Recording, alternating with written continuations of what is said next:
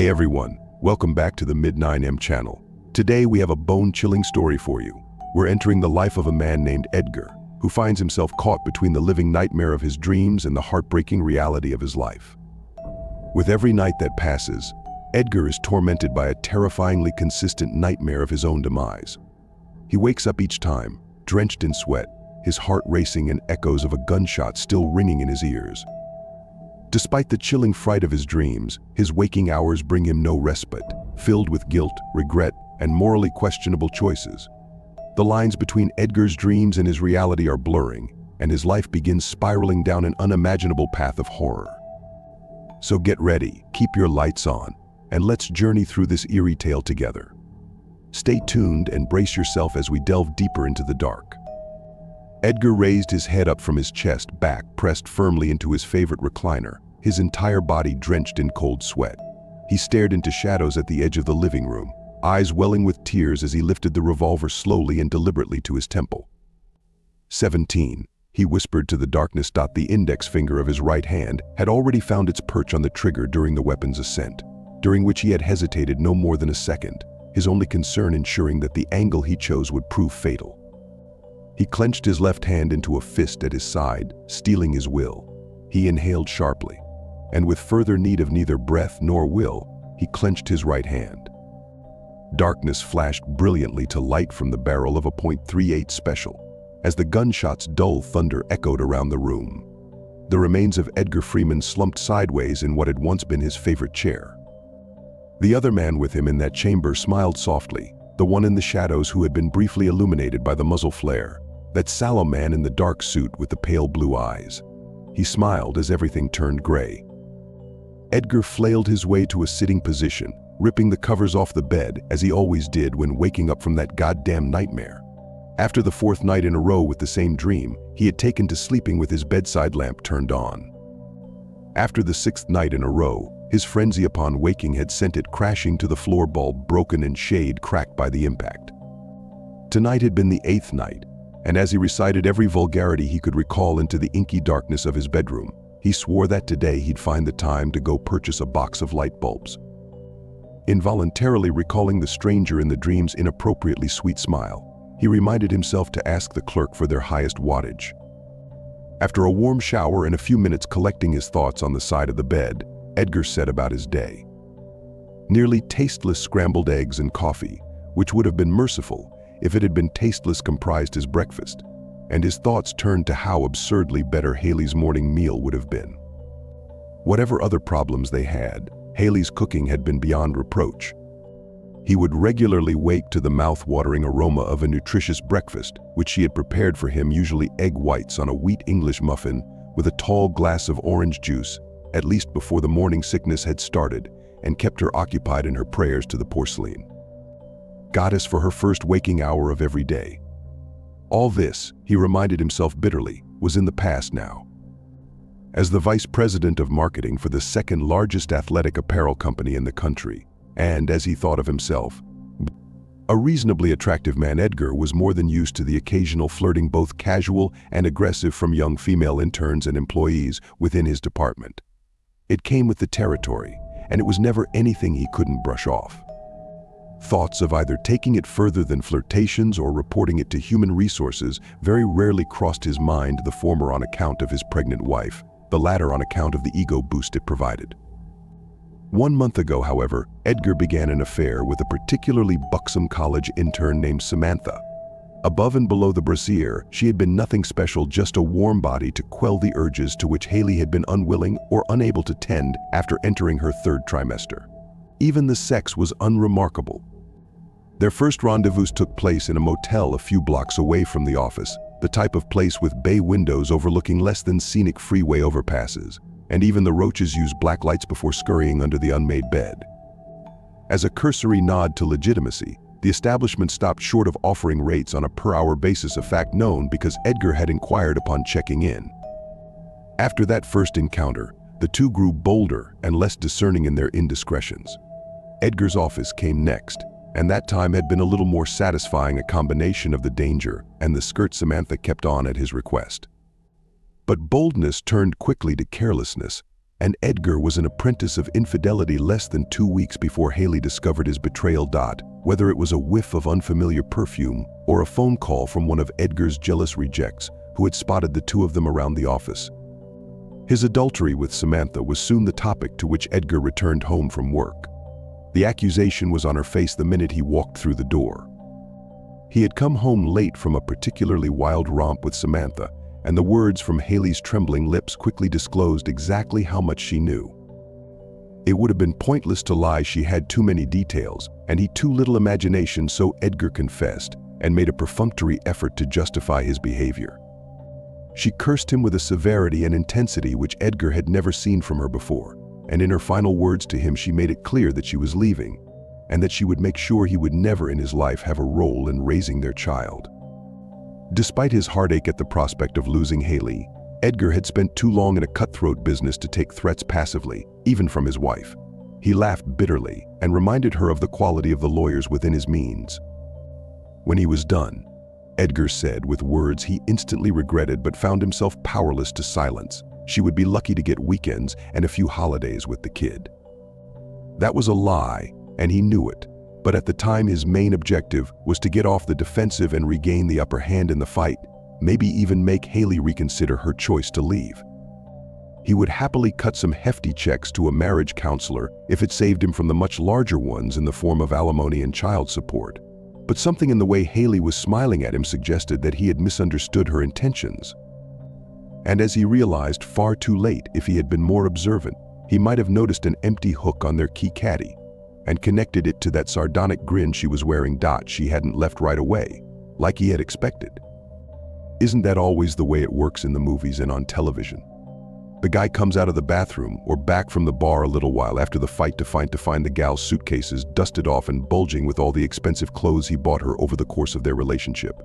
Her haughty and defiant, him prostrate and pleading? Edgar would have never played the latter role in his life, but he had fully expected the former from Haley. Instead, an hour after he walked away from their screaming match to take a much-needed shower, he stuck his head into the living room to find her sitting in his favorite chair, what a bitch, staring off into space and rubbing her goddamn is she ready to pop pregnant stomach. As far as Edgar was concerned, that was the end of the first of presumably many arguments on the subject. He ascended the stairs quietly and slipped into bed. The day had been long enough, and she clearly wasn't going anywhere, or she would have left already. Haley never came to bed, but neither did he hear the front door slamming behind her before he drifted off, so it seemed she had decided to stay at least for the night. All will be well, Edgar told himself as sleep overtook him. But I doubt she's going to fix my breakfast for a few days. The noise which ripped him out of that deep slumber came just after 5 o'clock in the morning, according to his alarm clock. By the time consciousness took hold, the sound had died as quickly as it came. He stood reflexively and scanned over the bed with eyes barely awake enough for even that simple task. Eventually determining Haley's side to be empty, Edgar shuffled out the bedroom door and down the stairs to determine what caused the sudden clamor. He didn't need to reach the bottom of the staircase or allow his eyes further time to adjust to know that she had decided to leave him after all. One glance into the living room cleared up any doubt on that subject.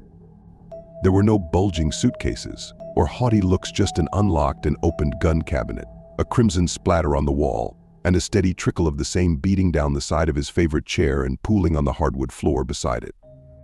After a moment of shocked paralysis, Edgar lunged for the house phone in huge, desperate strides. The rapidity was not for the sake of Haley, through whose newly ventilated skull he could clearly catch glimpses of the televised presidential debate at the far side of the room, but for her blameless passenger of 7.5 months. He gave all the pertinent information to the infuriatingly indifferent emergency control room operator and waited in the hallway with the front door flung open wide. The gunshot had drawn a crowd of early waking neighbors to the driveway in front of the Freeman residence, a phenomenon bred not out of bravery in the face of danger, but from the casual ignorance of danger reserved exclusively for neighborhoods peopled by the wealthy and sheltered. They eyed him accusingly, none with less than dawning suspicion in their gaze. Edgar raged at them for this, first with harsh thoughts, then with guttural growls and impotent flailing. They would collectively step backward when his fury and frustration flowed strongest, and advance again when the yelling waned in ferocity, a human tide of slack-jawed gawkers. The spectacle was temporarily dissolved by the wailing siren and subsequent appearance of an advanced life support ambulance, from which paramedics rapidly spawned just a few minutes after Edgar's conversation with their dispatcher, another feature exclusive to the type of neighborhood in which Edgar and Haley Freeman resided. The crowd made way for the emergency vehicles, but soon found a new vantage point on Edgar's lawn. The paramedics discovered Edgar's wife slumped over in his recliner and strapped her lifeless form into a gurney. Once she was properly secured, they wheeled her rapidly out of the house and into the back of their ambulance.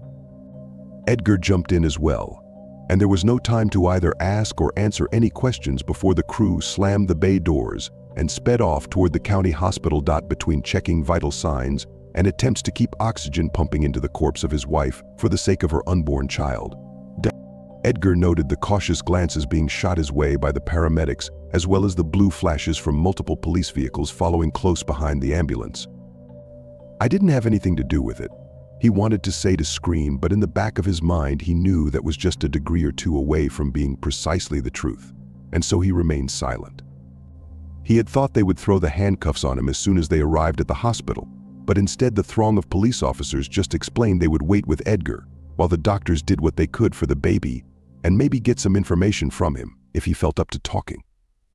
Edgar nodded assent, largely because the officers bore all the mannerisms of men who intended to get some information from him, whether or not he felt up to talking. They stood outside the operating room, lined up in the viewing area. The officers gave Edgar his face mere inches from the glass, taking occasional breaks to wipe the window off with his sleeve after frantic breaths had fogged it to the point of opacity. They questioned him hesitantly, he answered them hastily, and with little regard for the words he used. His concerns were elsewhere, and he knew there was nothing he could unintentionally blurt out to incriminate himself. He watched as the surgeon made a large incision into Haley's lower abdomen. At least she's sedated for this, Edgar thought insanely, and set about removing the baby from her womb. Within a few minutes, everyone in the viewing area knew everything they needed to know. The officers knew that Haley had apparently died at her own hand. The autopsy would either confirm or deny that she had likely done it as a result of her husband's infidelity, and that Edgar had seen little or no warning signs leading up to the suicide.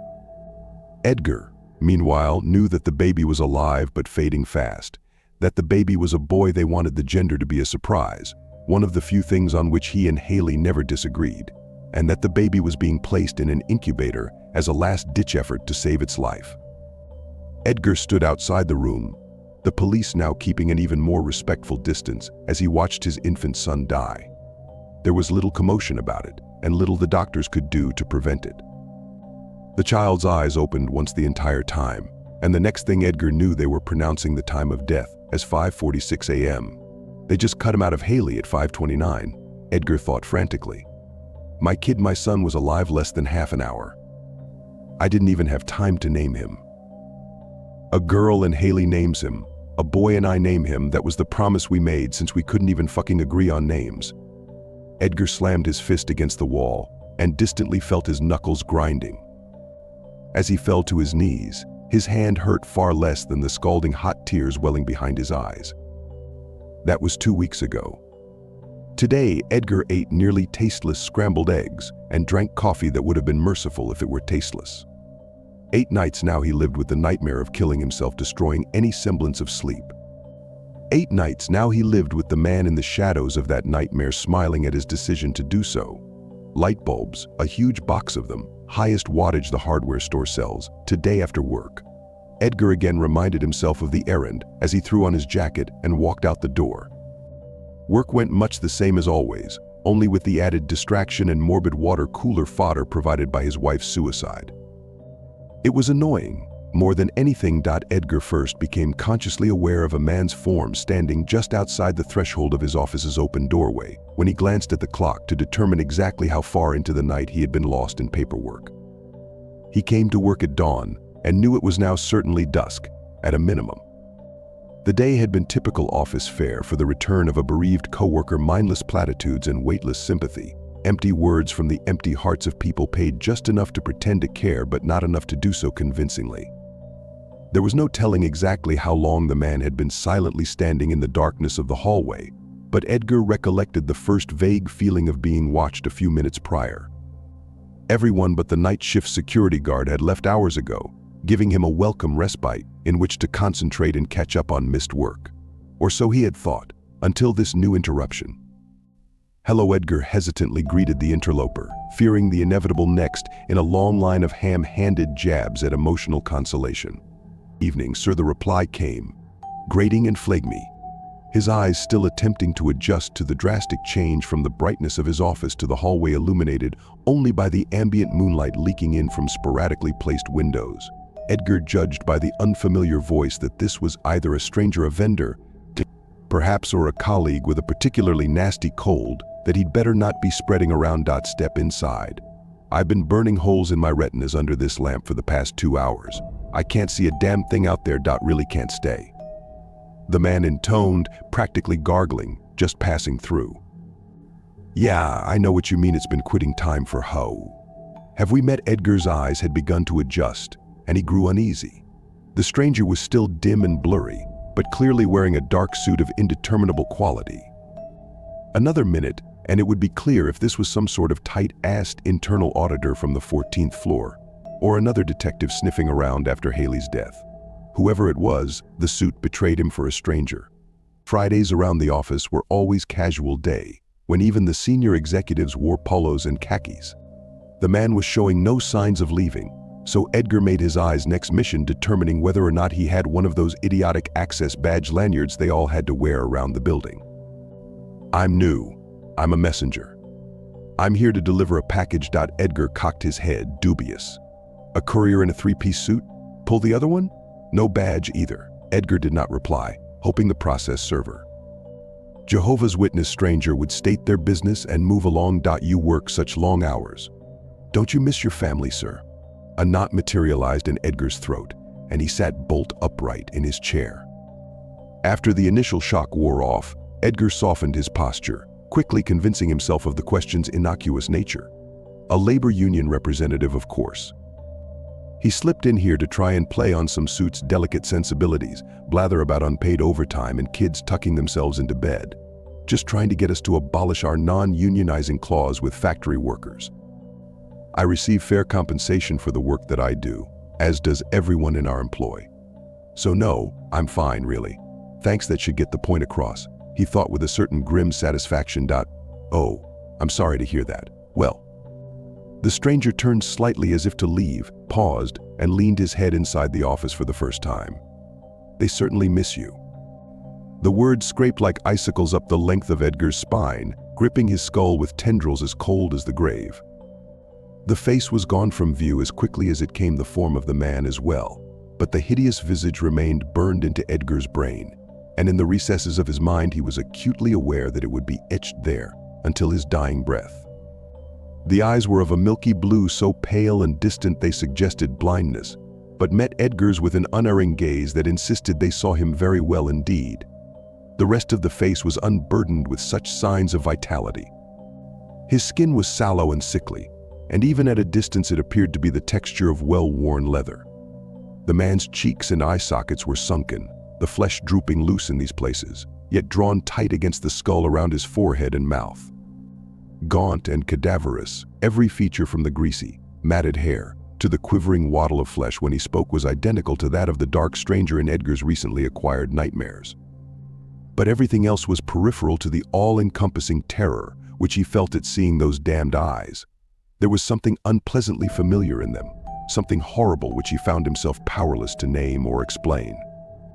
Once he regained control of his frozen limbs, Edgar lunged toward the doorway where the man had stood moments prior. The elevator hadn't dinged its arrival, and the stubborn latch on the stairwell door hadn't let out the audible clack customary to every opening and closing. He's still somewhere on this floor, Edgar thought frantically. The idea gave him strength, but no real clarity of purpose. He knew only that he needed to confirm that the stranger's presence here was more than merely a result of his overtaxed mind and guilty conscience. There were no desks, no bathroom stalls, no supply closets left unsearched by the time Edgar's frenzied investigation reached its fever pitch. Motivational posters tacked to the walls of overbearingly congenial and downright suspiciously diverse business people smiling and clasping hands warmly seemed to be mocking him, silent conspirators against Edgar in his quest. "Sure, we know who he is and where he went," Edgar could imagine them saying, "but we're too busy leveraging our synergy and engaging in value-added interfacing to dialogue on your initiative." He dragged both hands through his hair, gripping thick handfuls of it and tugging slightly. His visitor, if something more than a delusion, had departed unseen and unheard. Edgar could feel his heart pounding wildly, seemingly slamming against the back of his ribcage. He stopped only to grab his briefcase before sprinting down the stairs to escape the increasingly oppressive emptiness of the office. The executive parking deck was windowless, and thus even darker than the building from which he had just departed. It was barren except for him and his Lexus, and likely had been since the security guard made their most recent tour through it hours ago, the guard having shut off all but the emergency lights on the way out. Despite that small assurance, Edgar found himself casting furtive glances over both shoulders and quickening his pace each time they revealed a total lack of reason to do so. He had never been a superstitious man. Any fear of monsters had been laid to rest long ago by the waking horrors which walk amongst men brazenly in the daylight. Student loan debt, insurance premiums, layoffs, mortgage payments, life. Edgar had learned decades ago. Sports fangs and claws that make laughingstocks of those belonging to the vampires and werewolves man invented to cope with it. And yet he scolded himself while fumbling nervously for his keys. All it takes is a little nudge from the imagination to awaken that primordial terror to populate the uninhabited darkness with things which have no right to exist. He was 5 feet from his car and had just unlocked it with the electronic remote attached to his keys when he heard the scream. It was high-pitched, womanly, terrified, and resonated from the office area directly behind him. Did Haley scream that way right before she pulled the trigger? Edgar thought wildly. He stopped in his tracks, turned sharply, and saw nothing. Then, as if in response to his silent inquiry, the gunshot came. Edgar snatched the cell phone from his pocket, frantically calling 911 for the second time in as many weeks. He flipped the phone open to his ear, but the operator requesting the nature of his emergency sounded 1,000 miles away. The clacking, dragging footsteps coming down the corridor from the sound of the shot and toward the executive parking garage, however, sounded very close indeed. Edgar dropped the phone and practically dove into his car. His foot was on the accelerator as quickly as he could throw the vehicle into gear. The roads outside the office were illuminated solely by streetlights and the occasional flash of a passing motorist's headlights. The sun had vanished below the horizon hours ago when people in khakis or sensible skirts departed on a 14-hour break from pretending to care about each other's children or gastrointestinal complications, and left Edgar alone with 2 weeks' worth of backlogged paperwork. Stress, Edgar attempted to convince himself, can make you see things. Stress, he rationalized, can make you hear things. Emotional trauma. None of it took any pressure off of his mind or the gas pedal as he sped toward home. Upon his frantic arrival, Edgar knew something was wrong before he ever burst through the front door. He hadn't turned any lights off since the nightmares started, much less when he expected to be out past sunset, and yet he found himself fumbling around the darkness of his hallway for the lights. When his blind groping finally brushed across the light switch, there was very little surprise in finding the knob broken off following the day's events. It would have been a bigger surprise if the switch had been in working order. Instinct told him to turn and flee the house, but the flashing red number 1 on his answering machine called with an even greater urgency. Despite his hands' anxious trembling, Edgar's fingers struck the play button with unerring precision, a motion he had grown well acquainted with over the past 2 weeks. People he hadn't spoken to or thought about since practically before meeting Haley had seemingly not forgotten him, and had spent the interval between his wife's death and now calling to offer their condolences. Their concern only served to compound his feelings of guilt with each message. What had he done to deserve such loyal friends? He fully anticipated another instance of the same consolation when one of the last voices he would ever have expected emanated from the machine. Edgar, the voice's normally chipper lilt came, tinged with an unmistakable edge of caution. "It's Samantha. I know I shouldn't be calling you. I'm probably the last person in the world you want to hear from right now, and I can't tell you how sorry I am for what happened." There was a pause and what sounded like a sob. Edgar thought this was quite possibly the most real, orgasm-less emotion he had heard from Samantha since they first met. Sorry for everything, really. We couldn't have known how this would end, but I know I have no right to call. I'm just worried about you is all. I laid out of work today because I heard you were coming back and thought you didn't deserve to have to bear seeing me on top of everything else. I could only imagine how hard it must be for you right now. And to tell the truth, I was scared to see you. Scared you might point at me every time someone asked, or something. I know, it's stupid and selfish. But I came by the office just now to pick up some work to take home with me, and I saw your car in the parking garage. Edgar eyed the time of the message on the answering machine. She had called sometime between the end of his frantic search of the office and before he made it to his car. Which means that she was there right about the time that ... the voice on the machine had kept talking, and Edgar found himself now listening more intently than ever, his knuckles turning white from clenching the kitchen counter so tightly ... Saw your office light was on, but you aren't anywhere around. And man, this place looks like a tornado hit it. Someone really tore through here. I thought about you right away, so that's why I'm calling. I don't know if this is long overdue, or if I should have just done a quick fade and found another job and never called you again, or what. I mean, what's the appropriate thing to do here? I can never make things right, but I'm just so sorry, Edgar.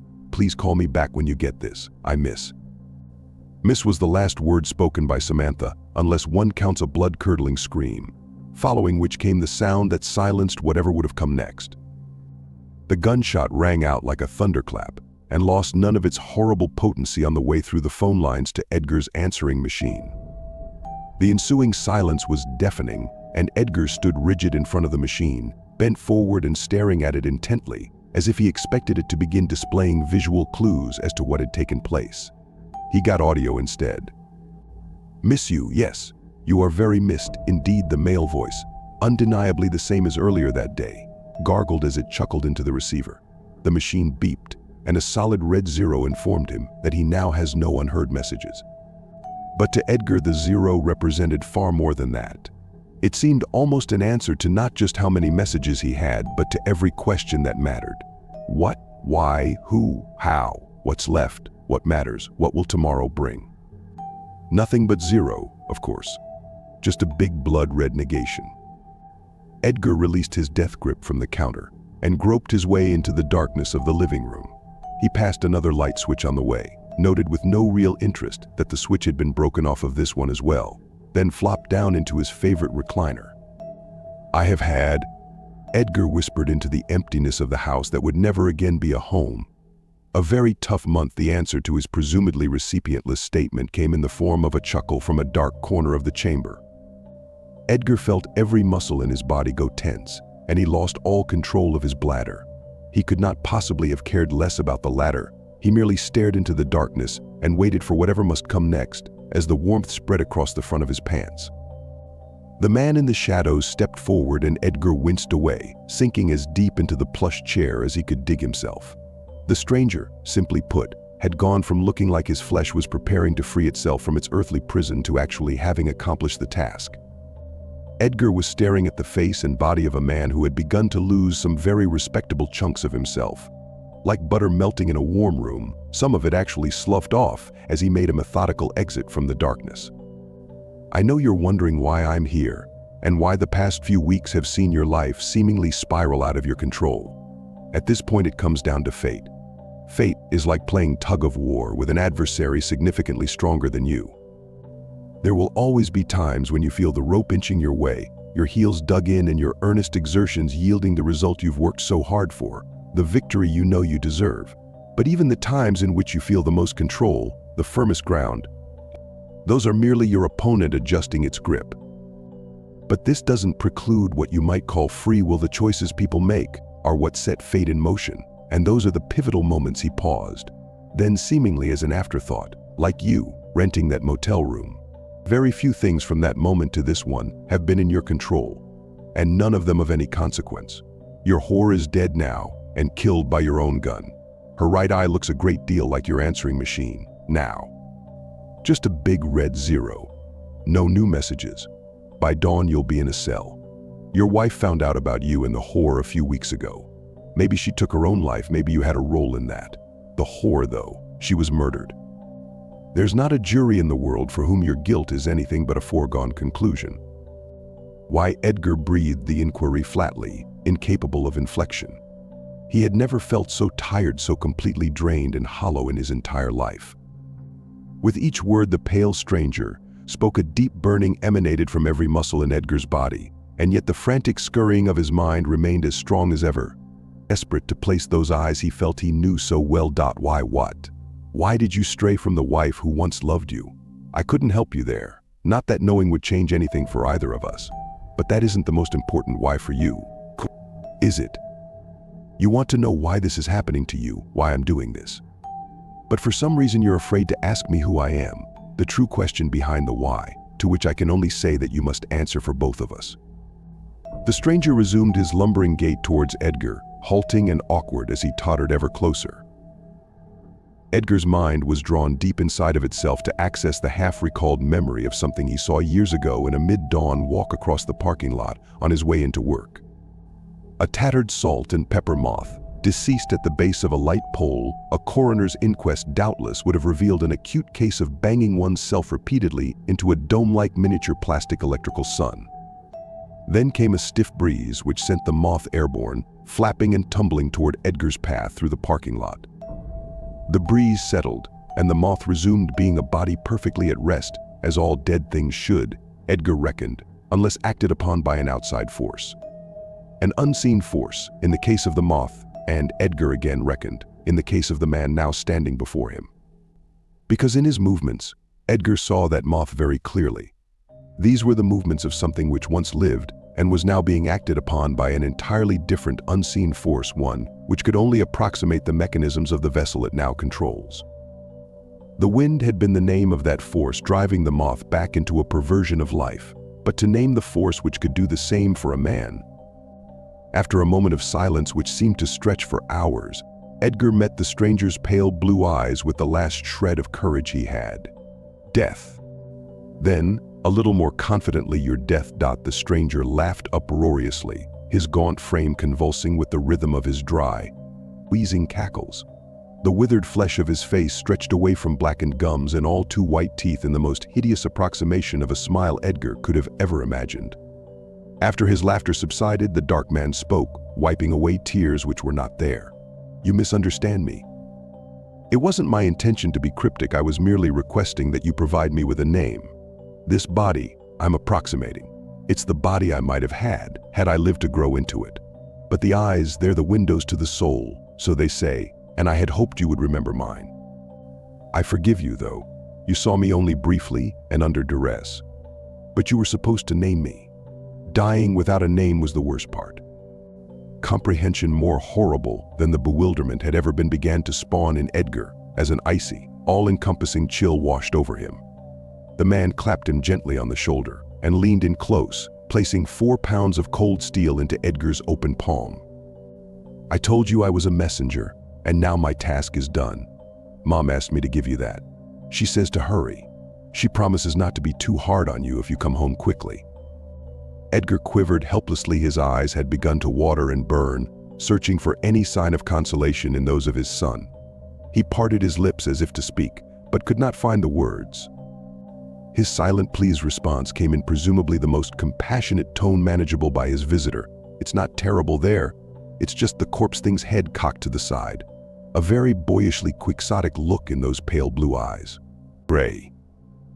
It's gray there. Time moves much slower, if at all. They show you things. They've shown me all I would have known in the life which your actions denied me. Venom in that decaying voice now, and Edgar knew that pulling the trigger himself would be the only mercy granted today. The visitor turned, staggering clumsily into the darkness toward the edge of the room, as Edgar sat and examined the loaded revolver.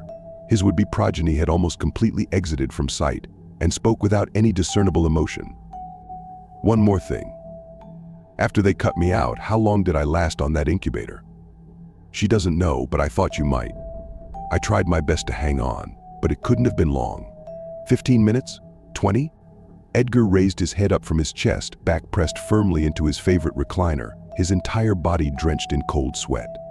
He stared into shadows at the edge of the living room, eyes welling with tears as he lifted the revolver slowly and deliberately to his temple. 17, he whispered to the darkness.